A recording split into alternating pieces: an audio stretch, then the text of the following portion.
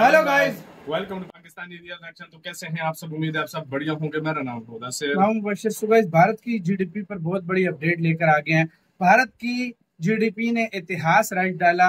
UK Germany minus में, मतलब UK Germany जो माइनस में जा रहे हैं जीडीपी वाइज, मतलब उनकी जीडीपी माइनस की तरफ चल पड़ी और भारत ने इधर जाता है। हाँ, तो भारत पीछे जा रही है। भारत इतिहास रच रहा है। और वाकई में। तो जीडीपी क्या हुआ है, पिछले दिनों भी इनकी एक अपडेट आई थी, तो जल्दी देखते हैं, काउंट करते हैं 3 2 1 एंड स्टार्ट। नमस्कार दोस्तों, स्वागत है आपका हिंदी नॉलेज शो में। तो दोस्तों, आज भारत के लिए एक नहीं, दो नहीं, तीन बहुत बड़ी खुशखबरी सामने आ चुकी है। दरअसल आपको याद होगा कि पिछले हफ्ते मैंने आपको खबर दी थी कि आने वाले 7 दिनों के अंदर भारतीय अर्थव्यवस्था के फर्स्ट क्वार्टर के, यानी कि अप्रैल मई जून, इन 3 महीने के जीडीपी के आंकड़े सामने आने जा रहे हैं। और भारत के साथ दुनिया के बाकी देशों के जीडीपी के आंकड़े भी आएंगे।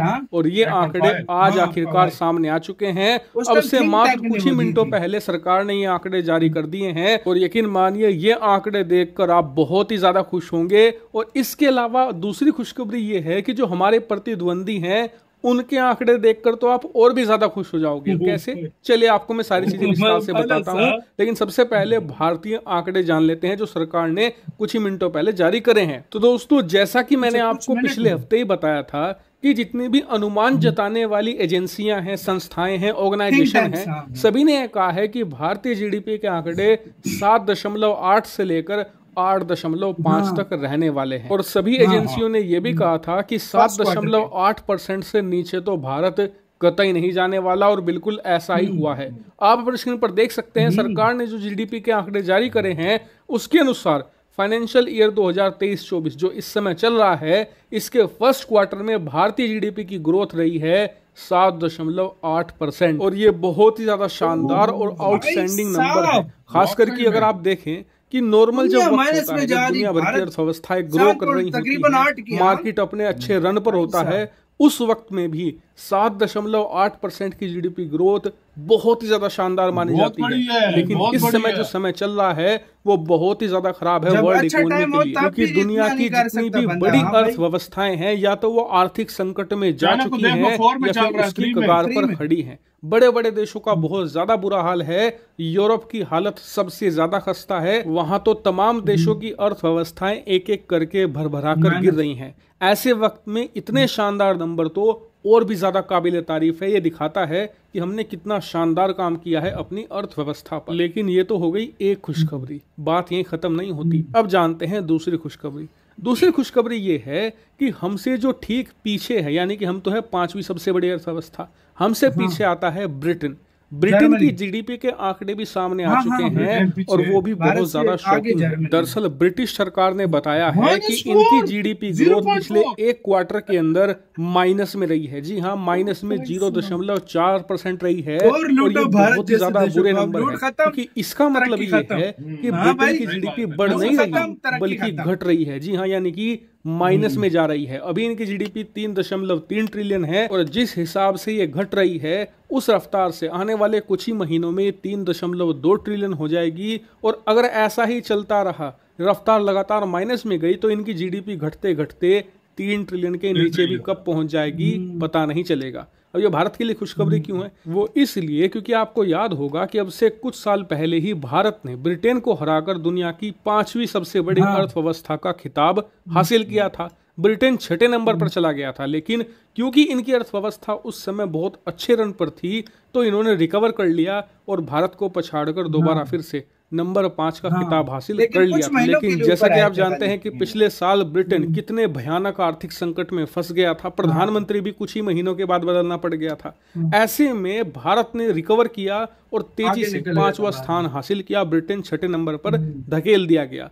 लेकिन पिछले कुछ महीनों में जैसा रन भारतीय अर्थव्यवस्था का रहा है, उससे भारत और ब्रिटेन के बीच में जो गैप है वो लगातार बढ़ता जा रहा है। लेकिन ब्रिटेन की जो अर्थव्यवस्था का नेगेटिव में जाना है, इसने एक बात इंश्योर कर दी है कि अब ब्रिटेन भारत को पछाड़ नहीं सकता। ब्रिटेन और भारत के बीच जो गैप है वो $500 बिलियन से भी ज्यादा हो चुका है।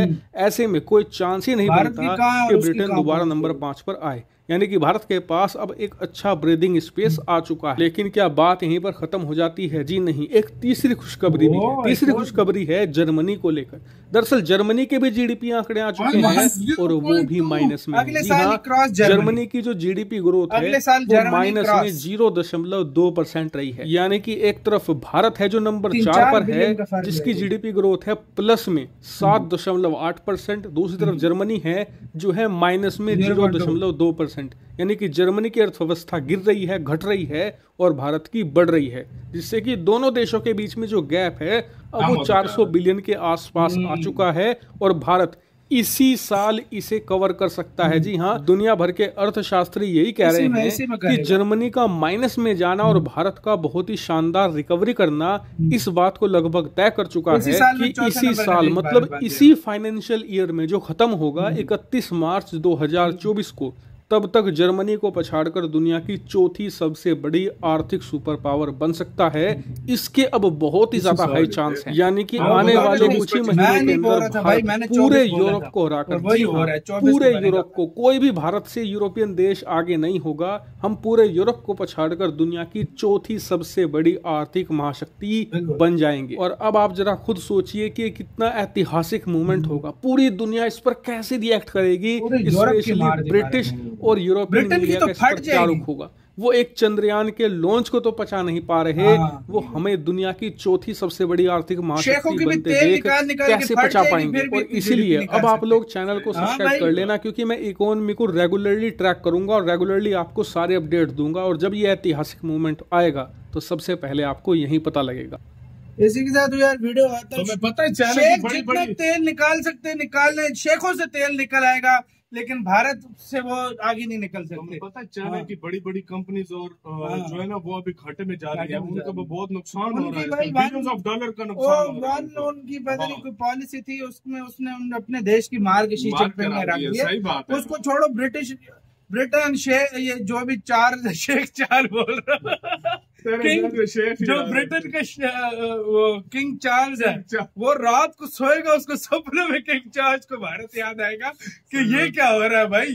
वो देश जिसने इंडिया से इतना लूटा ना 45 ट्रिलियन, अभी लूट खत्म हुई उनके पास ना, तो अब क्या हुआ? इतना लूटा, उनके पास लूट खत्म हो गई, उनके पास सब कुछ खत्म हो गया। और एक वो देश जिसके अभी 75 साल हुए, आज वो अनकरीब चौथे नंबर 4 महीनों में चौथे। मैंने आपको बोला था 2024 में जर्मनी का सफाया होगा, देखो वही होगा 2024 में सफाया।